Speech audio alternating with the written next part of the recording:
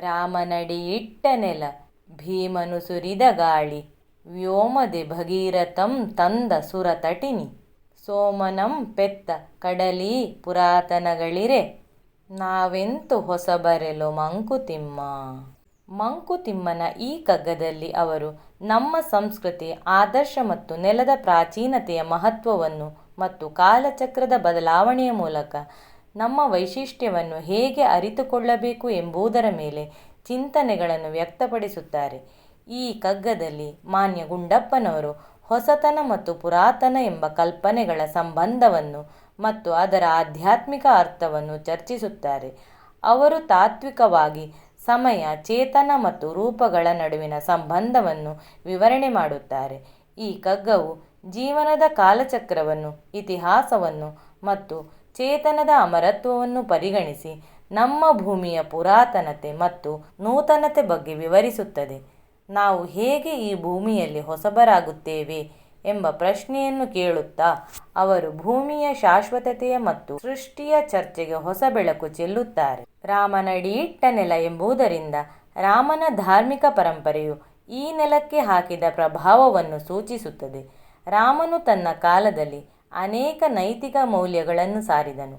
ಅವನು ಧರ್ಮವನ್ನು ಮತ್ತು ಸತ್ಯವನ್ನು ಪ್ರಚೋದಿಸಿದನು. ರಾಮನ ನಡೆಗಳನ್ನು ಅನುಸರಿಸಿ ಅವನು ಕಂಡುಕೊಂಡ ಪರಿಪೂರ್ಣತೆಯು ಈ ನೆಲಕ್ಕೆ ಸಮೃದ್ಧಿ ಮತ್ತು ಶಕ್ತಿಯನ್ನು ತಂದಿದೆ.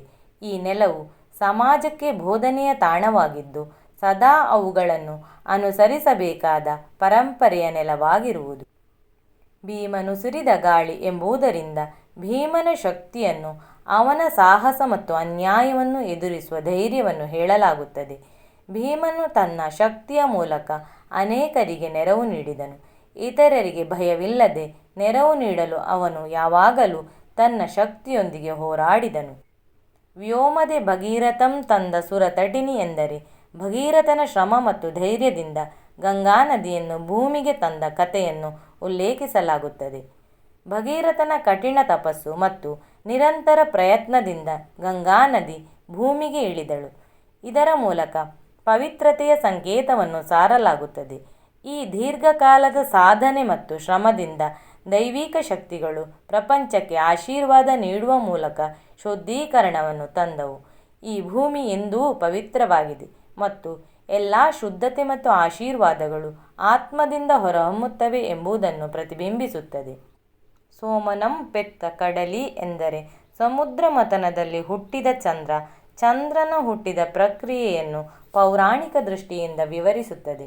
ಇದು ಸಾಗರವು ತನ್ನ ಆವರಣದಲ್ಲಿರುವ ಚಂದ್ರನ ಬೆಳಕಿನಿಂದ ಪ್ರಕಾಶಿತವಾಗಿರುವುದನ್ನು ಸೂಚಿಸುತ್ತದೆ.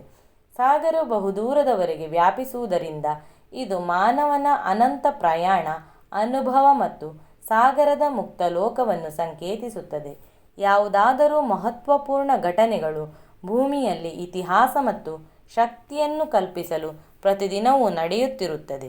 ನಾವೆಂತು ಹೊಸಬರೆಲೋ ಎಂಬ ಪ್ರಶ್ನೆಯಲ್ಲಿಯೂ ಮಂಕುತಿಮ್ಮ ಕಾಲಚಕ್ರದ ಬದಲಾವಣೆ, ಪರಂಪರೆಗಳ ಗೌರವ ಮತ್ತು ಇತ್ತೀಚಿನ ಕಾಲದಲ್ಲಿ ನಮ್ಮದೇ ಆದ ಹೊಸ ದೃಷ್ಟಿಕೋನದ ಅಗತ್ಯವನ್ನು ಚಿಂತಿಸುತ್ತಾರೆ.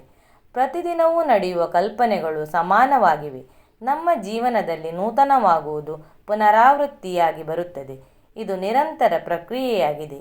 ಇಲ್ಲಿ ಜೀವನದ ಚಕ್ರವ್ಯೂಹವನ್ನು ಮತ್ತು ಆತ್ಮ ಮತ್ತು ರೂಪದ ನಡುವಿನ ಭೇದವನ್ನು ಚರ್ಚಿಸಲಾಗಿದೆ.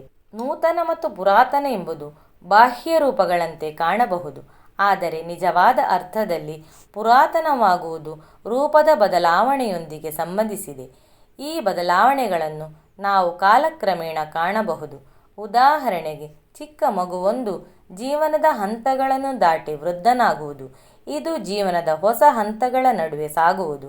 ಆದರೆ ನಿತ್ಯ ನೂತನ ಚೇತನ ಎಂದರೆ ಅದು ಯಾವಾಗಲೂ ಶಾಶ್ವತ, ಅವಿನಾಶಿ ಮತ್ತು ಸ್ಥಿತಿಗತಿಯಲ್ಲಿ ಬದಲಾಗದಿದ್ದರೂ ಸಹ ಅದರ ವ್ಯಕ್ತಿತ್ವ ರೂಪಗಳು ಬದಲಾಗುತ್ತವೆ.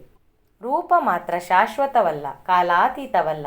ಅದು ಕಾಲಾನುಕಾಲಕ್ಕೆ ಬದಲಾಗುತ್ತದೆ. ಆದರೆ ಆತ್ಮವು ಶಾಶ್ವತವಾಗಿದೆ. ಆದ್ದರಿಂದ ನಾವು ನಿರಂತರವಾಗಿ ಆ ಅನಂತ ಚೇತನವನ್ನು ಅರಿತುಕೊಳ್ಳಬೇಕು. ಪರಸ್ಪರ ಹೊಂದಾಣಿಕೆ ಎಂಬುದೇ ಗುಂಡಪ್ಪನವರ ಚಿಂತನೆಯ ಸಾರಾಂಶವಾಗಿದೆ. ನಾವು ಚೇತನವಾಗಿದ್ದರೆ ನಮ್ಮನ್ನು ಸೇರುವ ಎಲ್ಲ ಹೊಸ ಹಂತಗಳು ಪುನಃ ನೂತನವಾಗುತ್ತವೆ. ಅದನ್ನು ಅವರು ವಿವರಿಸಲು ನಿತ್ಯ ನೂತನ ಎಂಬುದನ್ನು ಬಳಸುತ್ತಾರೆ.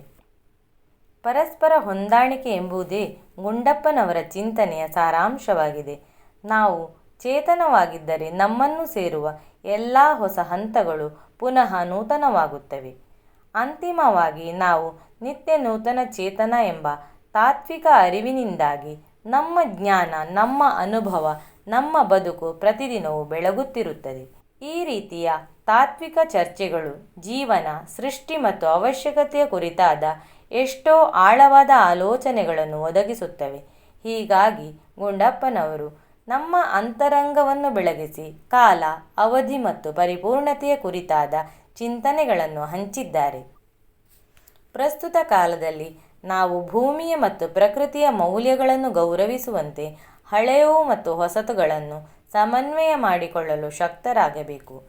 ಈ ಕಗ್ಗದಲ್ಲಿರುವ ಎಲ್ಲ ಉಲ್ಲೇಖಗಳು ನಮ್ಮ ಸಂಸ್ಕೃತಿಯ ಐತಿಹಾಸಿಕ ಮತ್ತು ಧಾರ್ಮಿಕ ಸ್ಥಿರತೆಯನ್ನು ನಾವು ಹೇಗೆ ನೋಡಿಕೊಳ್ಳುತ್ತಿದ್ದೇವೆ ಎಂಬುದನ್ನು ತಿಳಿಸುತ್ತದೆ. ಅವರು ಈ ಕಗ್ಗದಲ್ಲಿ ಪರಂಪರೆಯ ದೃಷ್ಟಿಯಿಂದ ಜಗತ್ತಿನ ಸ್ಥಿತಿಯನ್ನು ವಿವರಿಸಿ ನಾವು ಇತ್ತೀಚೆಗೆ ಬಂದ ಹೊಸ ಬದಲಾವಣೆಗಳನ್ನು ಗುರುತಿಸಬೇಕಾದ ಅಗತ್ಯವನ್ನು ಸಾರಿದ್ದಾರೆ.